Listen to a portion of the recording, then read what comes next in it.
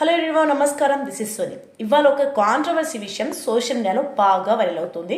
So ఏంటంటే Bharat China గురించి American radio host Michael Savage చేసిన వ్యాఖ్యలు ఇప్పుడు పెద్ద చర్చకు దారితీసాయని చెప్పాలి. అండ్ ఆయన భారత్ చైనా దేశాలను నరక కూపాలతో పోల్చుతూ జాతీయహంకార వ్యాఖ్యలు చేశారు. అంటే ఒక పక్క నవ్వుతూ ఒక పక్క కనుబొమ్మలు ఎగిరేస్తూ ఆ వ్యాఖ్యలు చేశారనమాట. సో ఇంతటితో ఆగలేదు.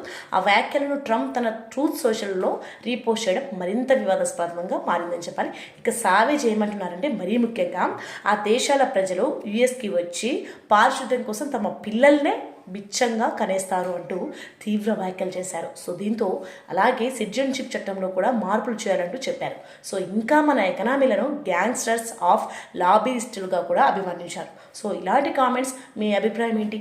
కామెంట్లో తప్పకుండా చెప్పండి. అండ్ మరిన్ని అప్డేట్స్ కోసం మన ఐ న్యూస్ ఛానల్ని ఇప్పుడే సబ్స్క్రైబ్ చేసుకోండి. Please like, share and subscribe now.